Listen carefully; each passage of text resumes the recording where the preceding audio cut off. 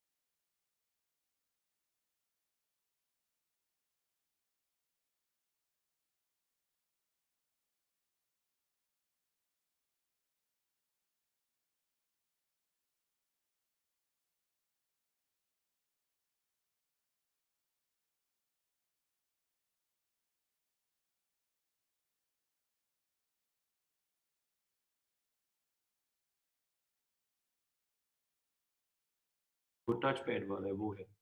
तो अब मैं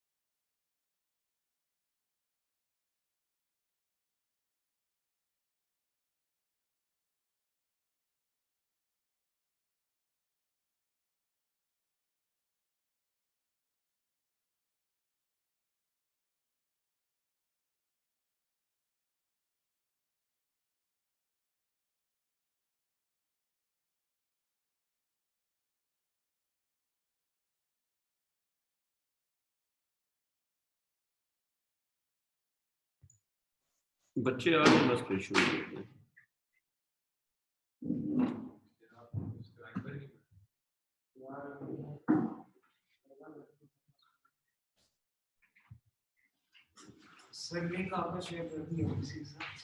ओए होए, लेकिन उससे फायदा कोई नहीं होता। अच्छा,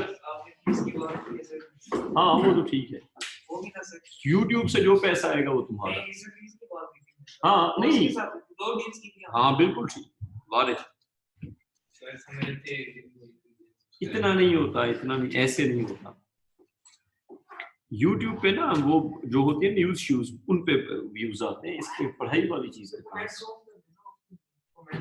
ऑफ कर दो, ऑन कर दो, उससे क्या फायदा मिलेगा? हाँ, तो आगे किसी ने गालियां दे दी फिर? अच्छा, जब तक मैं डिलीट नहीं करूंगा 2 घंटे जो गालियां खड़ी रहेंगी उसका क्या होगा? सर जो अच्छे है ना, मैं आपको भेज दिया वो आप भी कुछ, ये भी सही है। मेरा देने वाले ना, तुम्हें बच्चों का पता नहीं है, मेरे ऊपर जितने मीम्स बने हैं ना, रूट्स के बच्चों ने जितने मीम्स बनाए ना मेरे ऊपर, सोच है तुम्हारी, मेरे उनमें स्टिकर बनाए हुए हैं। ना बनाओ ना, लेकिन बच्चों ने बनाए हुए हैं, मुझ तक पहुंचे हैं। एक दुकान वाला है ना, उसका मैंने स्टिकर बनाया था। अच्छा, क्या बात है। सर उसका पेड़ बहुत आगे आया है ये स्टिकर।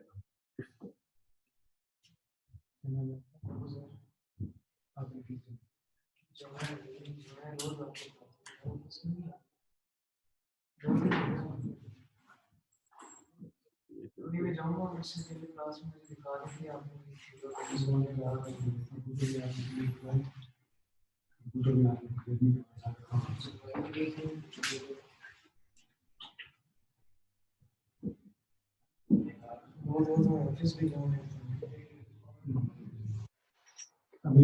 तुमने कराई हुई है जमा? तो एक नंबर पे मैसेज, इनको मुसवावी का नंबर देना, उसमें मैसेज कर दो। उसमें किया है वो मैसेज है तुम्हारे पास, इनको दिखा दो।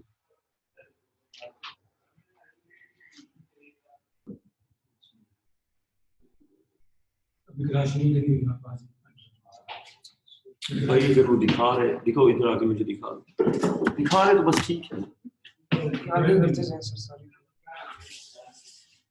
भेजेंगे। अयूब भाई 11 नवंबर को भेजिए। ये बात सुनो, ये एकेडमी के एडमिन को भेज दो ना, मुझे भेजी हुई है। अयूब भाई जो भेज देना उनको काटते जाए ना फिर चले, लेकिन इसने भेजा होगा ना, एक बार चेक। इसने जब भेज दिया तो जब मैसेज पे पहुंच गया तो उनका काम है ना काटे पे।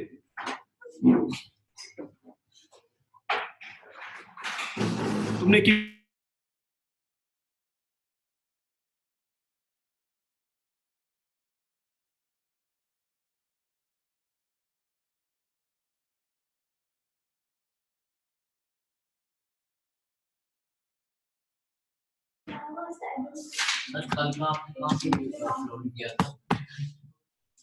कल का रिकॉर्ड ही नहीं हुआ था, तुम लोगों ने याद नहीं दिलवाया।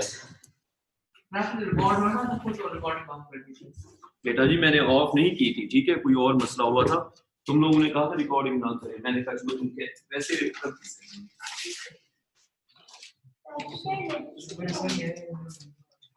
वर्कशीट नहीं करेंगे तो फिर फायदा क्या, भाई का फायदा क्या रहेगा?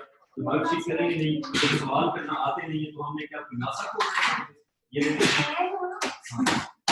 आखिरकार तो पेपर करने आने चाहिए। यहाँ पे मैंने जॉर्ज बुशमैन के काम के नासा नहीं क्यों भाई पेपर करना आना चाहिए ना, यहाँ पे नासा तो नहीं बोल रहा नया सर पुराना वाला पुराना वाला ये बड़ी पुराना वाला ऐसे में जाता है कुछ नहीं बता रहा हूं ये लोग क्या होता है लोग जाओ ना आगे से अच्छा ये मैंने पीछे रख दिया। अच्छा अब ये वर्कशीट मैंने करवानी है बच्चों, बात है सीधी, तो फिजिक्स कितना आता है उससे फर्क नहीं पड़ता, पेपर करने आने चाहिए, ठीक है। अब इसको क्या मजाक हो गया बच्चों, हिलाया ना करो यार तुम लोग, मेरी बात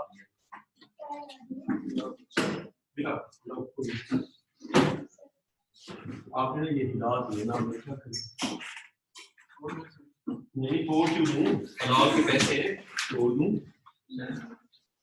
वैसे इमरान खान ने इतनी महंगाई की हुई है, ठीक है, तो मैं तो अपनी गाड़ी ना ऐसे छोटी करता जा रहा हूँ, छोटी, मुझे लगता है आखिर में साइकिल पे खिलूंगा। कौन सी गाड़ी? जब इमरान खान आया था ना तो मेरी गाड़ी काफी लंबी होती थी, फिर उसके बाद मैं छोटी पे आया, अब कितना छोटी पे जाऊंगा ये नहीं पता मुझे। फरारी नहीं, बस यार इमरान खान के यही हालात रहेंगे तो पैदल अकेडमी आना पड़ेगा।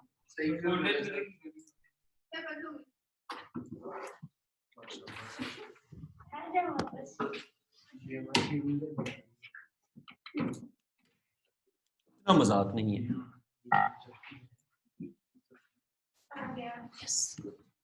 चलो पढ़ाई करते हैं। अच्छा जी अभी हमने किए थे क्वेश्चन नंबर, आखिरी कौन सा किया था? 36 का सी करना है। 36 अब बोरिंग हो गया वैसे, चलो खैर कर लेते हैं। The water heater is connected to the main supply. Explain why using a 3 ampere fuse would not be suitable. अच्छा बात सुनो, हीटर का करंट बताओ जरा कितना था, लिखवाने दो ना, आप तो कल थे भी नहीं। हाँ वर्कशीट है ना तुम्हारे पास, 36 का आखिरी पार्ट लिखा दो। जी बेटा बेटा एक सेकंड बेटा, हमें बताने दो टीचर कौन है? टीचर मैं हूँ जी भाई हैं, पीछे से जाके लेके आओ यार, एक तो तुमने भी ना इसके अलग से पैसे होंगे। अच्छा देखो हीटर जो है उस पे करंट देखो यार, सारी कहानी छोड़ो, वाटर हीटर सारी कहानी छोड़ो, करंट दिया हुआ है ना और कहानी छोड़ो। 12.6 एम्पियर। अब मुझे एक बात बताओ भाईजान, हीटर का करंट है 12.6, 3 एम्पियर का लगा दिया फ्यूज, तो जो ही ऑन करोगे वो सड़ जाएगा। आप उसको ऑन करोगे सड़ जाएगा, समझ आ गई बात? मतलब चलेगा ही नहीं, सड़ जाएगा। तो इसका मतलब ये हुआ कि द करंट, या लिख लो द नॉर्मल करंट, थोड़ा तेज तेज लिखना है, द नॉर्मल करंट, यानी कि फॉल्टी करंट नहीं, नॉर्मल करंट। बेटा 36 का आखिरी पार्ट नहीं आता सर, ये पुरानी वर्कशीट। ओ बेटा पीछे जाओ, वर्कशीट उठा लो, हमने पैसे खर्च किए, तो जाओ ना, उठाओ वर्कशीट। अच्छा, the normal current to the heater is 12 point कितना भाईजान? 12.6 एम्पियर। तो भाईजान ये बताएं जरा, 3 एम्पियर का लगा दोगे फ्यूज तो वो तो फॉल्ट के बगैर ही सड़ जाएगा। तो लिखो माशाल्लाह, डिवाइस का करंट है 12.6 एम्पियर, ठीक है, आपने फ्यूज लगा दिया 3 एम्पियर का, तो फॉल्ट हुआ ही नहीं है, पहले ही करंट फ्यूज से बढ़ा है। फ्यूज की रेटिंग से करंट, फ्यूज की रेटिंग है कितना? 3 एम्पियर, करंट वैसे ही 12.6 है, तो फॉल्ट के बगैर ही सड़ जाएगा, ठीक है। तो लिखो द फ्यूज रेटिंग, रूल क्या होता है? The fuse rating should be above the normal current. The normal current given fuse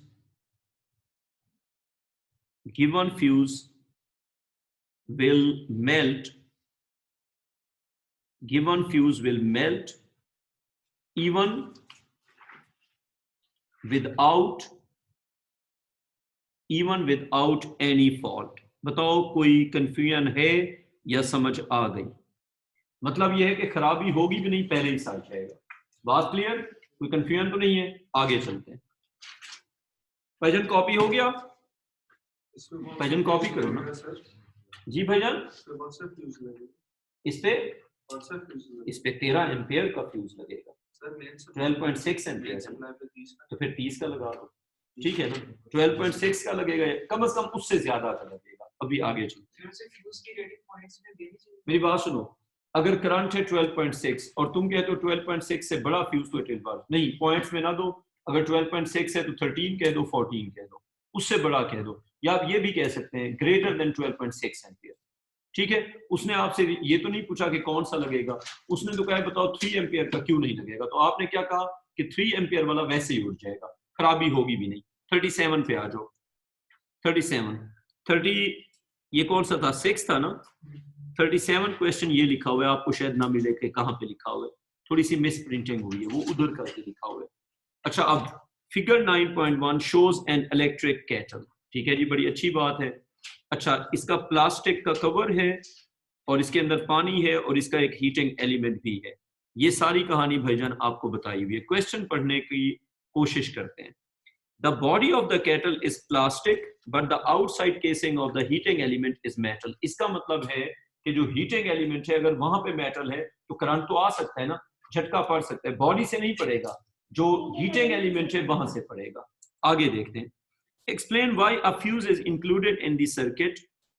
Explain what happens when the fuse blows. दो बातें पूछ रहे हैं। एक वो पूछ रहे बताओ फ्यूज क्यों है, तो हम कहेंगे क्योंकि जो हीटिंग एलिमेंट है उसका जो कवर है वो मेटल का बना हुआ है, वो लाइव वायर को टच कर सकता है, इसलिए हमने फ्यूज लगाया हुआ है कि अगर वो टच करे तो अर्थ में से करंट का फ्लो हो और वो ब्लो कर जाए। और अगर वो ब्लो करेगा फिर क्या होगा? अगर वो ब्लो करेगा, बताएं क्या हो जाएगा? अगर ना ना ना अगर आपने कहा ना हैजर्ड कम हो जाएगा, आपको कोई नंबर नहीं मिलेंगे। आप कहेंगे जब फ्यूज ब्लो करेगा तो लाइव वायर जो है वो डिस्कनेक्ट हो जाएगी।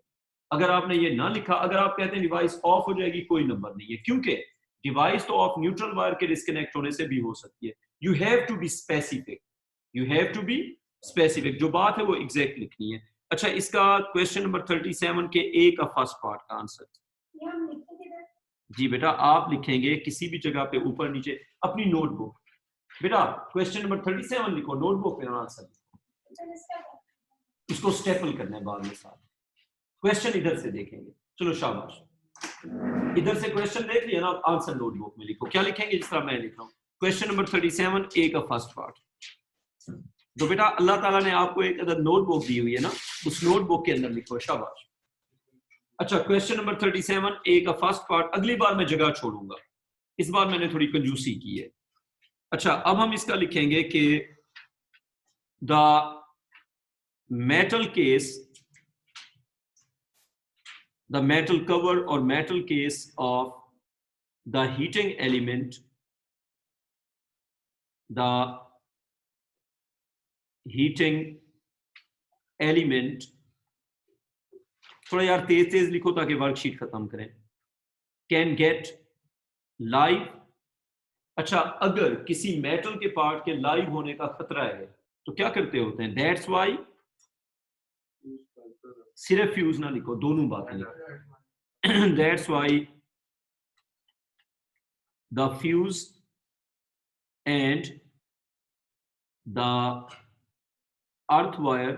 उसने वैसे अर्थ वायर का नहीं पूछा, लेकिन फ्यूज अर्थ वायर के बगैर चलता ही नहीं है, अंडरस्टूड है। The fuse and the earth wire are needed. ये पहले पार्ट का हमने आंसर कर दिया। अगली बात पे आ जाओ, जब फ्यूज ब्लो होगा फिर क्या होगा? तो लिखो the connection, the connection of the live wire, the connection of the live wire will be broken as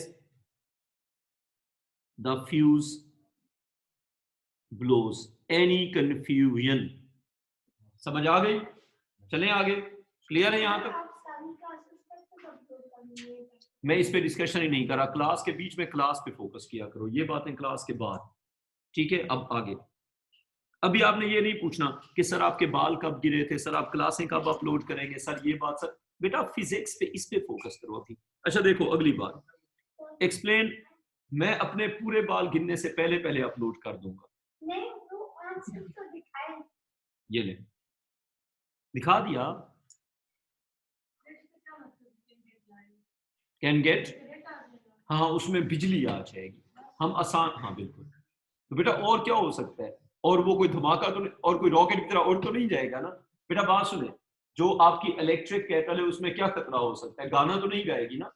एक ही खतरा हो सकता है, उसमें बिजली आ जाएगी, ठीक है? तो भाई एक ही खतरा हो सकता है कि उसमें बिजली आ जाए, आके मुंह पे तो नहीं लगेगी ना उड़ के, ठीक है? तो भाई उसमें यही होगा कि जब वो लाइव वायर को टच करेगी उसमें 220 वोल्ट आ जाएंगे, हम उसको हाथ लगाएंगे, हमें बिजली का झटका पड़ेगा, ठीक?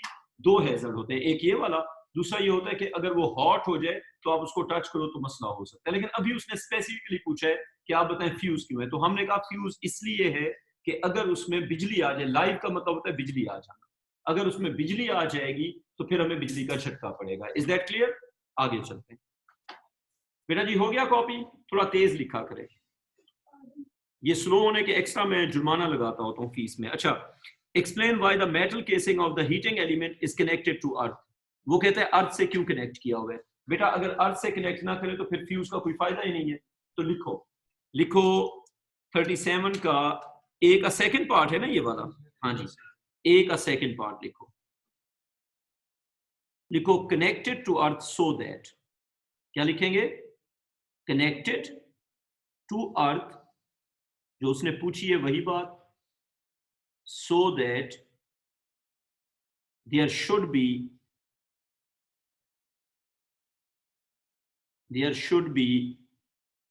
an increase। अच्छा हमने ना प्रिसाइजली बात करनी है, असल पर्पज ये है कि लाइव का करंट बढ़े, अर्थ का जो करंट फ्लो होगा ओवरऑल इंपैक्ट किस पे जाएगा? लाइव पे जाएगा। लेकिन अगर अर्थ ना हो तो लाइव का करंट बढ़ेगा। असल पर्पज ये है कि करंट को बढ़ा के फ्यूज को मेल्ट करो, तो उस बात पे आना है। तो connected to earth so that there should be an increase of current, किस वाली वायर में? हाँ जी, ये हुई ना बात, increase of current in the live wire if the metal case, if the metal case gets connected with the live, एक ही बात है। If the metal case gets connected with the live wire, इसको कहते हैं विल बिकम लाइव। तो जब हम कहते हैं ना विल बिकम लाइव, इसका मतलब होता है लाइव वायर से अगर, बेटा मुझसे पूछो, मुझसे आंसर करूंगा। ये लो, मुझे क्या पता, आगे चलते हैं। अच्छा, कनेक्टेड टू द, बेटा फिजिक्स तो पढ़ लो, फिजिक्स में पीएचडी कर लिए। अच्छा, connected to the earth wire so that there should be an increase of current in the live wire. बेटा मेरी क्लास के बाद ही होगी ना। अच्छा, if the metal case gets connected with the live wire. अच्छा, अर्थ का क्या पर्पस हो गया कि अगर उस मेटल केस में लाइव आ जाए, 220 वोल्ट आ जाए, तो अर्थ में से करंट फ्लो करे, और अर्थ के करंट का हमें फायदा क्या मिलेगा, लाइव का करंट बढ़ जाएगा। कोई कंफ्यूजन? तो बेटा सेफ्टी किस तरह होती है बताओ। देखो बेटा बात सुनो, अर्थ जो है वो आपको उठा के तो कहीं नहीं ले जाएगा ना। अर्थ वायर क्या करेगा, अर्थ वायर ये करेगा कि अर्थ में से होगा करंट का फ्लो। जब अर्थ में से करंट का फ्लो होगा तो लाइव का करंट बढ़ जाएगा, अर्थ वायर सर्किट को ब्रेक कर देगी। समझ आ गई बात? बेटा बात सुनो, अर्थ का क्या पर्पस होता है, ताकि अर्थ में से करंट जाए और अर्थ का करंट लाइव के करंट को इतना बढ़ा दे कि फ्यूज मेल्ट कर जाए। कोई confusion?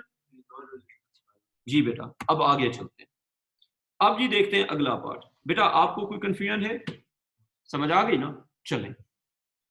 The electrical power input, the electrical power input to the kettle is 2000 watt. अच्छी बात है। And the kettle is used for 2 minutes, 6 minutes.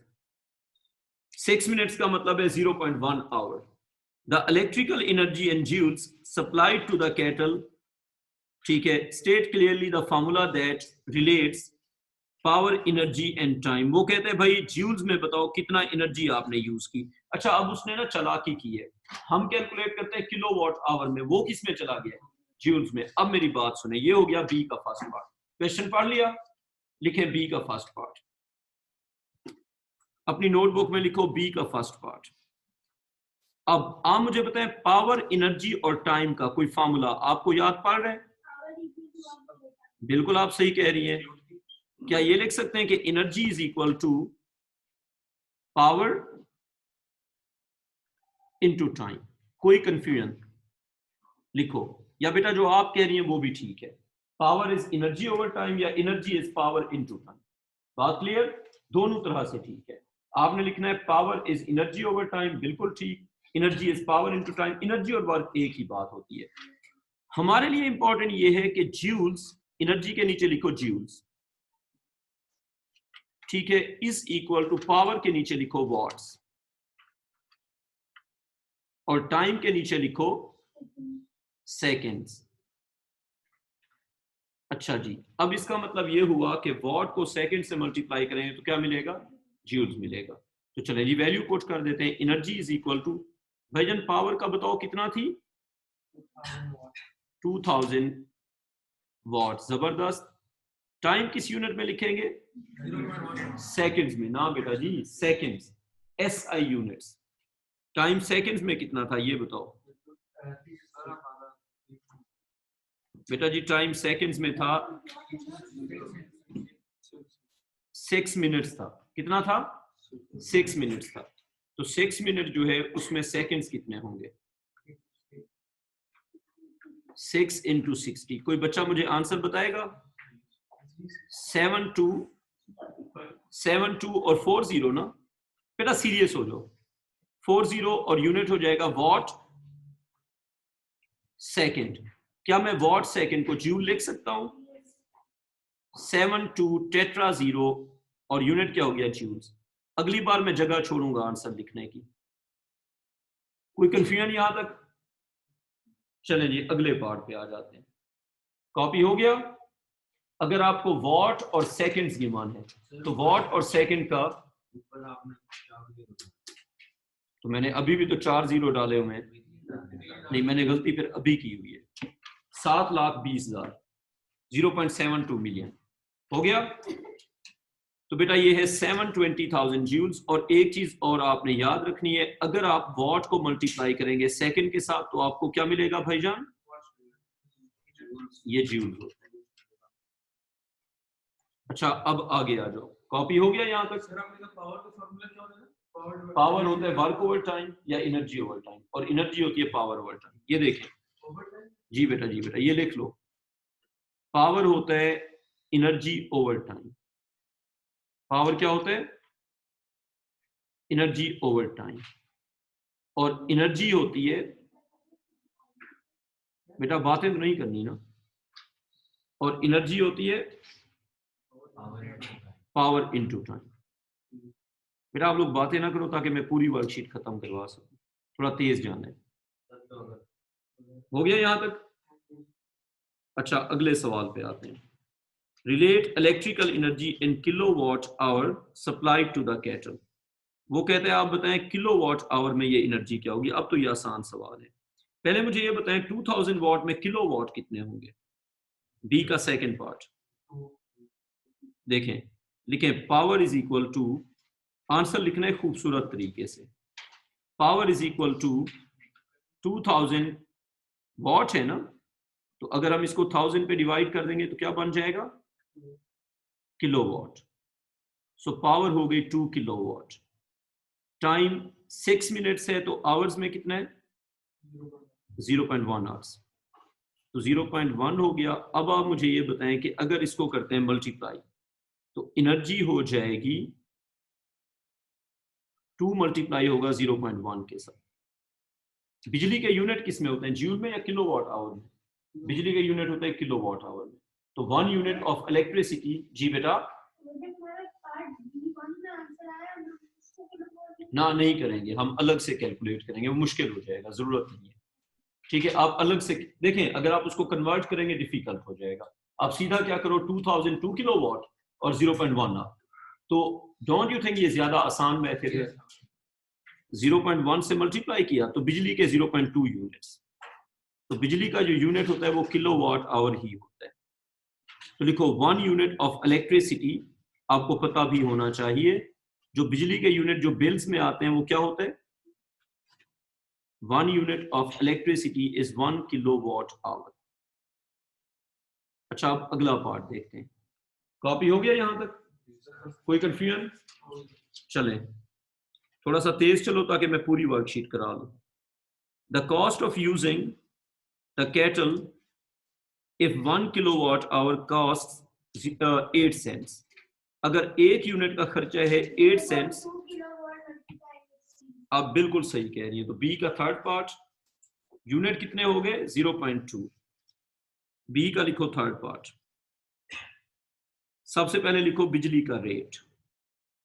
बिजली का रेट है भाईजान 8 सेंट्स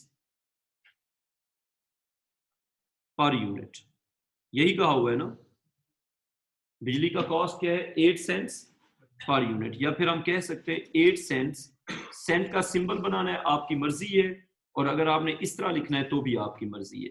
तो इट्स 1 किलोवाट आवर। अच्छा डॉलर और सेंट का सिंबल पता है ना? अगर आपने लिखना है $5 कैसे लिखते हैं? 5 लिख के आगे डॉलर डालते हैं या पीछे? पीछे। और किस तरह? यूं बनाते हैं ना। और सेंट्स कैसे बनाते हैं? 6 सेंट्स ऐसे लिखते हैं ना। तो आपकी मर्जी है, सिंबल लिखो या पूरा वर्ड लिख दो, ठीक है। अच्छा अब आप आ जाएं, आपके किलोवाट आवर्स थे 0.2, तो मल्टीप्लाई करें। कॉस्ट लिखें कितने हो गए? 0.2 यूनिट्स, और मल्टीप्लाई हो जाएगा 8 सेंट्स पर यूनिट। तो 8 सेंट्स पर यूनिट, तो कितने पैसे बन गए भाईजान? 0.16। पक्का? मुझे तो लगता है 1.6 बनेगा। 1.6 बनेगा, 1.6 सेंट्स। कर दो कॉपी। हो गया कॉपी? कोई कंफ्यूजन? चले कॉपी जल्दी से कर लो बेटा। 0.2 हो गए किलोवाट आवर्स, हमने पहले कैलकुलेट किए थे ना बेटा। देखो 2000 वाट 2 किलोवाट, कितने टाइम तक चलाया? 6 मिनट। 6 मिनट मतलब 0.1 आवर, ठीक है। तो 0.1 इंटू 2 किलोवाट, 0.2 यूनिट्स हमने किए कंज्यूम। 1 यूनिट का खर्चा है 8 सेंट्स, तो 0.2 इंटू 8 1.6 सेंट्स। अब आगे आ जाओ। अब अगला क्वेश्चन क्या है भाईजान? क्वेश्चन है जी, when the kettle is switched off the water cools down, explain, ये क्वेश्चन इलेक्ट्रिसिटी का नहीं है लेकिन डिस्कस कर लेते हैं, लिखेंगे नहीं। Explain in molecular terms how evaporation causes a loss of energy from the water। मैं लिखवा देता हूँ, सी पार्ट का आंसर लिख लो। वो कहते हैं जब वाटर एवापोरेट करता है तो उस वक्त एनर्जी जो है वो कूलेंट कैसे कॉज होती है। सी पार्ट में लिखो, लिखो हाई एनर्जी वाटर मॉलिक्यूल्स, थोड़ा तेज लिखना है, हाई एनर्जी।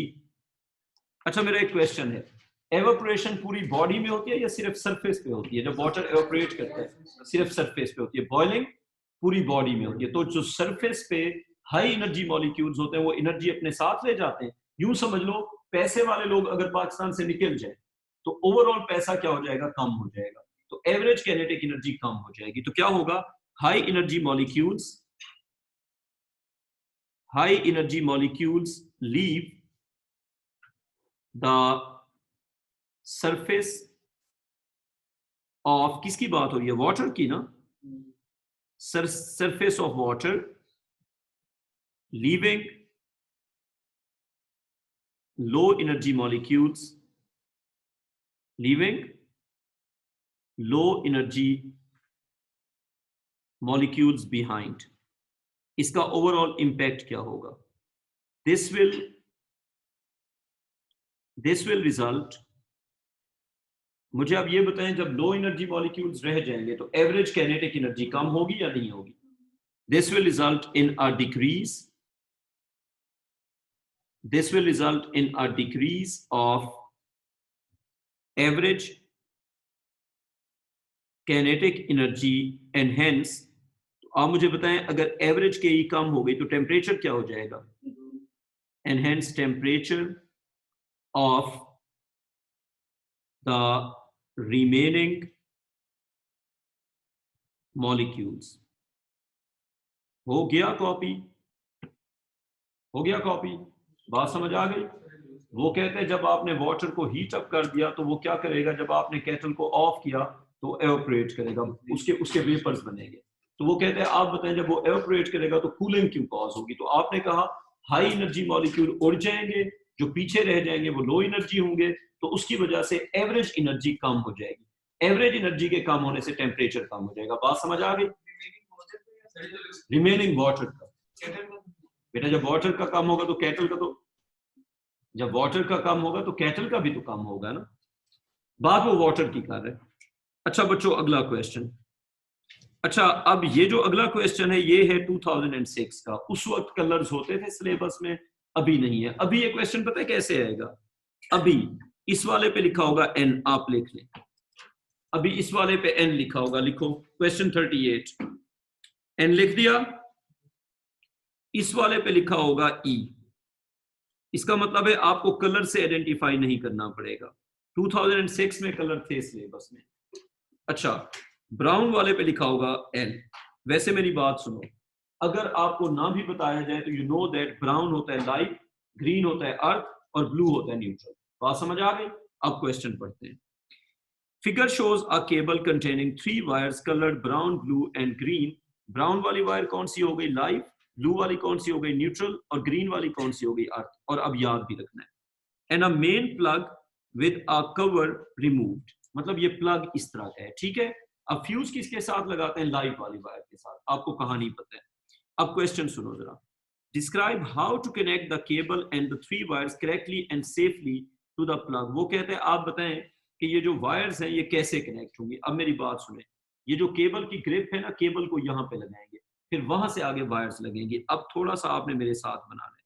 सबसे पहले तो बनाओ केबल, ये जो ओवरऑल केबल है, पहले यहां से केबल ले आओ, ये केबल आ रही है, केबल में 3 तार हैं। अब मैं उतनी मोटी तो नहीं बना सकता ना, बस ये केबल है। या एक काम करो, बेशक उधर से नहीं भी बनाना, मैं आपको बताता हूं क्या करो। ऐसे बना के इसको बस केबल लेबल कर दो, जल्दी से कर दिया। अच्छा केबल को कहां पे लगाते हैं, ये जो ग्रिप होती है यहाँ पे, कहां पे लगाते हैं, ग्रिप पे। अब इस ग्रिप में से 3 तारें निकलेंगी 1 बाय 1। एक तार जाएगी कहां पे, लाइट के साथ, लेकिन फ्यूज के थ्रू, लेकिन फ्यूज के थ्रू जाएगी। समझ आ गई बात? और ये कौन सी वायर है? ये लाइव वायर है। तो लाइव वायर अपने टर्मिनल के साथ कनेक्ट होगी, लेकिन सीधी नहीं, किसके थ्रू? फ्यूज के थ्रू। कोई कंफ्यूजन? अच्छा, दूसरी वायर कौन सी होगी भाईजान? न्यूट्रल और अर्थ। ये ब्राउन वाली हो गई। अच्छा, ये कौन सी वाली हो गई? ग्रीन वाली। आप इसको अर्थ कह रहे हैं, आपकी मर्जी, सीधी लगा दी। अच्छा, और तीसरी वायर ये कौन सी होगी भाईजान? ये ब्लू वाली हो गई, जिसको हम न्यूट्रल कहते हैं, ब्लू या फिर न्यूट्रल। तो ये न्यूट्रल, ये अर्थ और ये लाइव। कोई कंफ्यूजन? बना दिया? चलें आगे चलें फिर। केबल लगा दी ग्रिप के अंदर। बेटा न्यूट्रल वाली वायर जिधर होगी उधर लगाएंगे, मेरी बात सुनो। केबल यहाँ पे लगा दी, ये समझ आ गई बात? तो बेटा न्यूट्रल को न्यूट्रल के साथ लगाएंगे। अर्थ भाईजान लिखा हुआ है ना, देखो, लाइव को लगाएंगे लाइव के साथ, ठीक है? नहीं, अब मैं समझाऊंगा ना। न्यूट्रल को लगाएंगे न्यूट्रल के साथ, और वो जो पेच लगा हुआ है ना, वो जिसको नट हम कहते हैं, उसके साथ, वो जो स्क्रू ड्राइवर है, स्क्रू बल के। अच्छा, इसको लगाएंगे फिर इधर, इनको फिक्स कर देते हैं। लगा दिया? आगे चलें अब। जी बेटा, फ्यूज के साथ लगेगी। अच्छा, आगे चलते हैं भाईजान। अब आ जाए the table lamp shown in figure 10.2 is made from plastic. It has only 2 wires in the cable. इसका मतलब है इसमें डबल इंसुलेशन है। बेटा एक सेकेंड, प्लास्टिक का बना हुआ है तो इसमें क्या हो गई फिर? इसमें अब अर्थ वायर की जरूरत नहीं है, इसकी बॉडी मेटल की है ही, तो इसको हम कहते हैं डबल इंसुलेशन। जब कोई चीज प्लास्टिक की बनी होती है उसको क्या कहते हैं? Double insulation. अब उसकी 2 वायर्स हैं, कौन कौन सी? लाइव और न्यूट्रल। अर्थ तो नहीं होगी ना, क्योंकि वो बिजली का झटका मार ही नहीं सकता। अच्छा, अब आगे आ जाओ, जो सवाल पूछेंगे उसकी बात करते हैं। The lamp has a power rating of 100 watts. ये जो लैंप दिखाया हुआ है इसकी पावर रेटिंग कितना है? 100 watts, and used with 230 volt power supply. Which wire, earth, live और neutral, is not needed in the cable for the lamp? खुद बताओ क्यों नहीं जरूरत? क्योंकि प्लास्टिक की बॉडी है, क्योंकि बॉडी प्लास्टिक की है, बॉडी में करंट आ ही नहीं सकता। बेटा समझ आ गई बात? तो जब बॉडी प्लास्टिक की है तो अर्थ की जरूरत नहीं है। अर्थ की जरूरत तब होगी जब बॉडी मेटल की होगी, तो earth is not needed. Earth wire not needed. आगे आ जाओ, अगला part. Explain why the lamp is safe to use even though it has only 2 wires in the cable. लिखो आंसर इसका। मैं बताऊंगा ना, मैं टीचर। ये ए है या बी पार्ट है? बी का सेकंड पार्ट लिखो। Since its body is made of plastic, since it's body is made of plastic, the body will not get live। get live का मतलब होता है हाई वोल्टेज पे चली जाए, ठीक है ना? the body will not get live even if it touches the live wire। तो बेशक इसकी बॉडी लाइव वायर को टच भी करे, हमें कोई मसला नहीं है। बात क्लियर?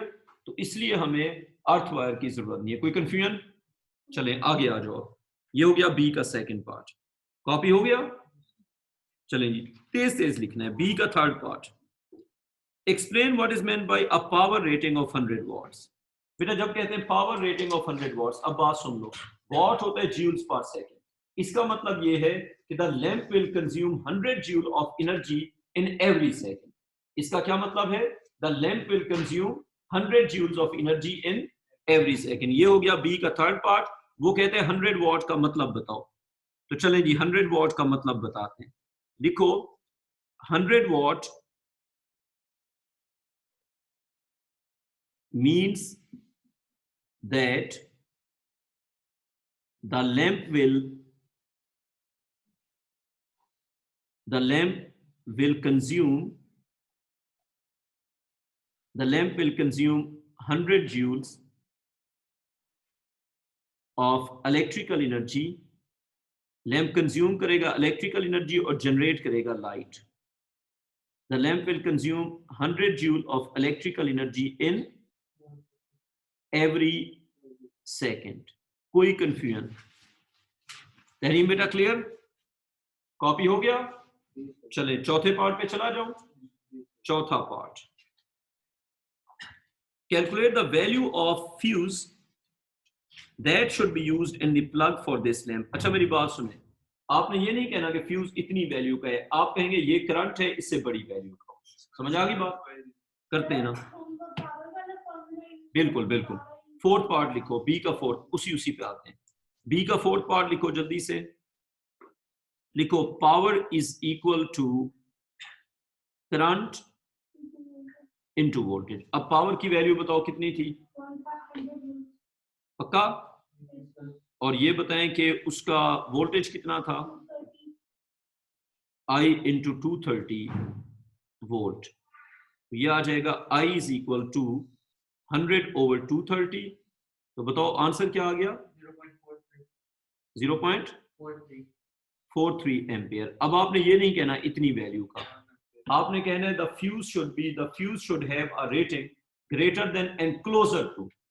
ग्रेटर देन, ये ना हो कि आप ग्रेटर का मतलब 10 एम्पियर कर दो, मतलब ग्रेटर हो 0. आप कोई वैल्यू नहीं बताएंगे, आप सजेस्ट करेंगे. क्या सजेस्ट करेंगे? कि फ्यूज इस करंट से बड़ी वैल्यू का हो लेकिन बहुत बड़ी वैल्यू का ना हो. तो लिखें द फ्यूज रेटिंग, दो बातें, ग्रेटर एंड क्लोजर. फर्ज करें आपके पास बहुत सारे फ्यूज पड़े हैं. मेरी बात सुने, एक फ्यूज पड़ा है 2 एम्पियर का, एक पड़ा है 1.2 एम्पियर का, एक पड़ा है 1 एम्पियर का, एक पड़ा है 0.2 एम्पियर का, एक पड़ा है 0.6 एम्पियर का. Which one is the best? 0.6. तो आप एग्जैक्ट वैल्यू नहीं बताएंगे, आप कहेंगे out of the given fuses select the one which is greater than 0.43 and closer to 0.43. दो बातें, greater and closer. तो लिखें the fuse rating. I का मतलब करंट होता है, करंट होता है पावर ओवर वोल्टेज. तो हम लिखेंगे द फ्यूज रेटिंग, थोड़ा सा तेज लिखो ताकि ज्यादा सारा कवर कर लें. The fuse rating should be greater than and closer to. आपने हमेशा यही करना है, वैल्यू नहीं बतानी.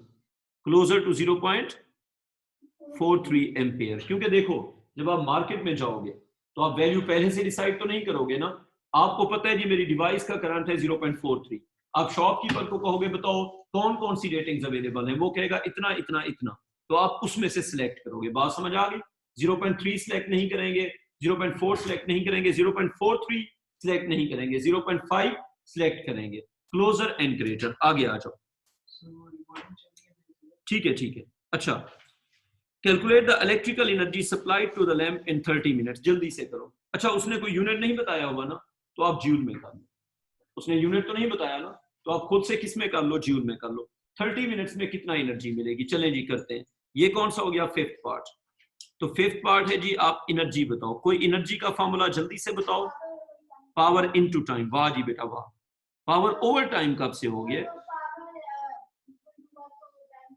हाँ, तो energy is power into time ना. तो बेटा एनर्जी है पावर इनटू टाइम. 100 का हो गया वॉट, 100 वॉट है ना. अच्छा, और टाइम कितना है? 30 मिनट्स ना, तो उसको सेकंड्स में कन्वर्ट करो. 30 इंटू 60, एवरी मिनट है 60 सेकंड्स. तो बेटा ये आ जाएगा 18 और टेट्रा 0. और ये क्या बन जाएगा? एक काम करते हैं, पहले इसको लिख लो वॉट सेकंड. क्या लिखो? वॉट सेकंड, कॉन्सेप्ट के लिए. फिर इसको लिख दो 18 टेट्रा 0 joules.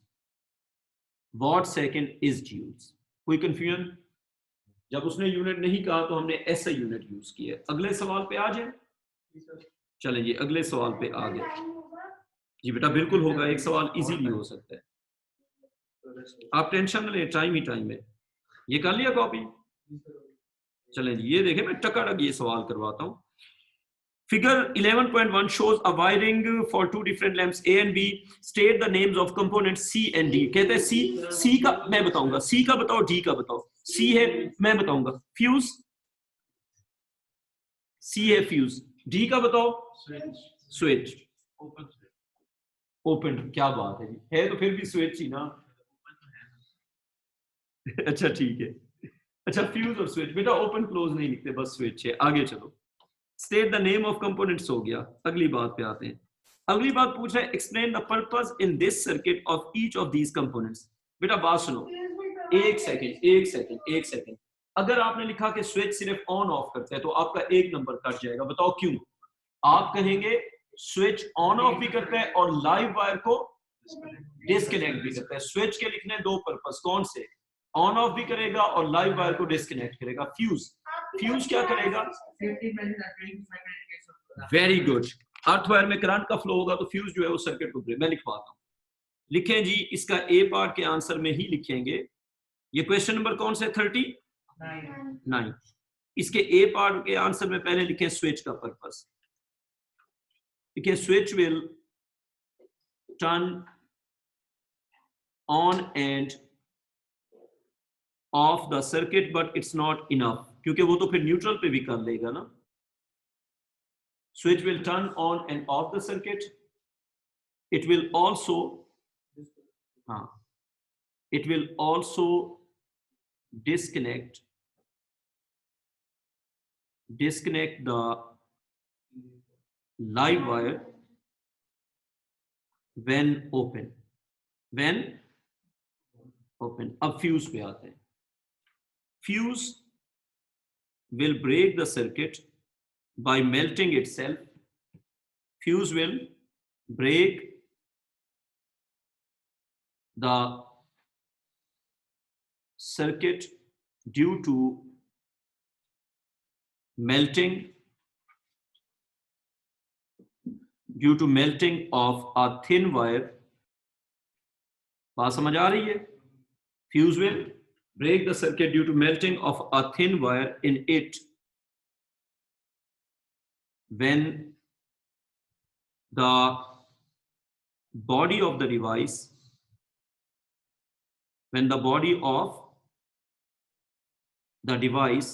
gets connected to the live wire. अच्छा, ये रिमेनिंग वर्कशीट आप लोग खुद कंप्लीट करोगे। कल मैंने करवाना है इलेक्ट्रोस्टैटिक, परसों भी इलेक्ट्रोस्टैटिक और वीकेंड पे इलेक्ट्रोस्टैटिक की वर्कशीट, और फिर इलेक्ट्रिसिटी खत्म, मैग्नेटिज्म शुरू करेंगे। लेकिन उससे पहले इलेक्ट्रॉनिक्स करेंगे। इलेक्ट्रिसिटी खत्म हो गया ना, फिर इलेक्ट्रॉनिक्स करेंगे।